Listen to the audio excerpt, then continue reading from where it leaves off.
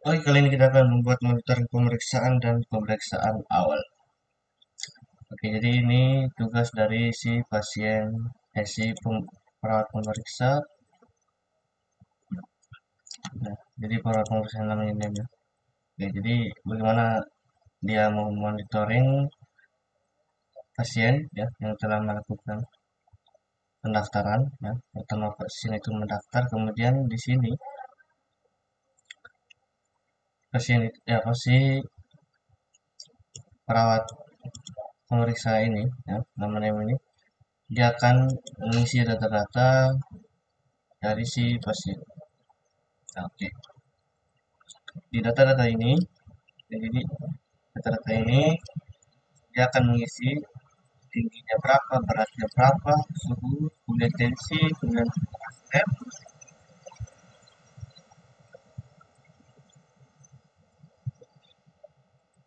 Lalu kemudian si pasien ini alergi dengan makanan, obat, itu apa saja. Oke, jadi pasien ini bisa saja mengganti data tersebut ya dengan catatan ada perubahan dari pemeriksaan. Tapi jarang ya kita menemukan gagal pemeriksaan seperti itu ya. Oke. Jadi tugas dari para pemeriksa ini ya, dia akan memeriksa atau mengisi data-data dari hasil pemeriksaan terhadap si pasien. Ya, jadi dia melakukan pemeriksaan kepada pasien, kemudian dia menuliskan data-data itu ya di sini, dia menuliskan data-data itu ya, misalnya tensi darahnya, suhu badan, tinggi badan, berat badan, apa alergi obat, makanan dan juga hasil lab. Nah, kemudian jika sudah, maka di sini di awal ini di monitoring pemeriksaan ini dia hanya menampilkan data terkait seperti tanggal, poli, dokter, terus perawatannya itu ya. Jadi perawatan ini tergantung dari si pasien. Kalau misalnya pasiennya masih dalam perawatan atau selesai perawatan. Kemudian ini poli dengan dokter ini sama ya, kebetulan sama ya. Kalau kita cek di database ini ID poli dan juga ID jadwal karyawan itu sama ya dokternya. Oke, sekarang kita akan coba cek lagi di bagian apa code-nya, codingannya ya. Ada beberapa logika yang perlu kita pakai di sini ya. Misalkan ini ya perawatan ini. Kalau status perawatannya itu 000 atau 0, maka dia sedang dalam perawatan. Ya, yang ini. Lalu kemudian rawat jalan, rawat inapnya. Kalau dia masih kosong atau 0, maka dia hanya menampilkan ini, tanda garis ini. Tapi kalau dia sudah terisi satu atau dua, maka dia akan menampilkan satu itu rawat jalan, dua itu rawat inap. Ya. Oke, sekarang kita melihat untuk trigger untuk mengupdate ya di pemeriksaan awal.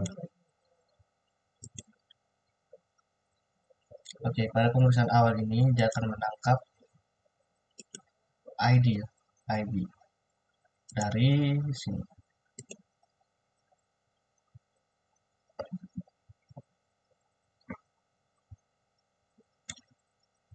Ini ya, ID rekam medis.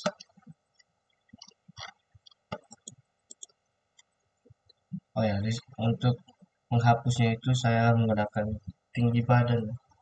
Jadi kalau tinggi badannya itu belum masih kosong, berarti dia bisa dihapus ya, tinggi badan. Oke, kemudian pada pemeriksaan awal ini ya, ada beberapa data-data yang kita masukkan ya. Seperti yang hampir semuanya itu berada di ID rekam medis. Nah, kemudian kita akan ngecek controllersnya yaitu di update pemeriksaan awal. Ya, semuanya itu ditangkap kemudian diproses ya menggunakan metode post. Lalu kita mengupdate rekam medis ya. Jadi waktu pasien itu mendaftar kan hanya bagian 6 ya.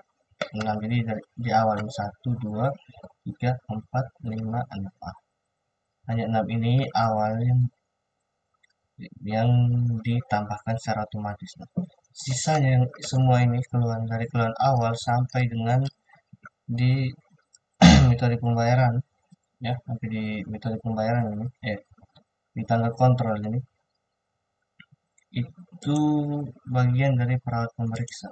Sampai di sini. Di mana? Oh, sampai di catatan alergi ya. Oke, jadi sampai di sini. Dari catatan alergi makanan sampai di keluhan awal. Jadi itu bagian dari si perawat pemeriksa. Oke, setelah kita pause tadi, ya, kemudian karena ini update ya, jadi mau tidak mau dia bersifat dinamis ya, jadi tidak ada parameter untuk atau patokan agar dia itu bisa terganti atau tidak. Jadi dia ini otomatis bisa terganti ya. Misalnya kalau di script-script sebelumnya itu ada beberapa parameter yang tidak boleh kita tambahkan jika sesuatu atau jika datanya sama itu tidak bisa dihapus, tidak bisa ditambahkan atau tidak bisa dihapus. Tapi kalau untuk bagian update ini dia akan otomatis bisa mengupdate semuanya ya. Jadi maksudnya kalau datanya ada ya bisa diupdate, kalau tidak ada ya tidak diupdate. Sedangkan yang script-script yang lainnya misalnya di bagian insert itu ada beberapa patokan, misalkan kalau dia sudah punya data atau macam di keluhan awal itu isinya sama ya, kalau di keluhan awal itu isinya sama maka dia tidak akan bisa menambahkan. Nah, tapi kalau untuk update itu tidak ada patokan seperti itu.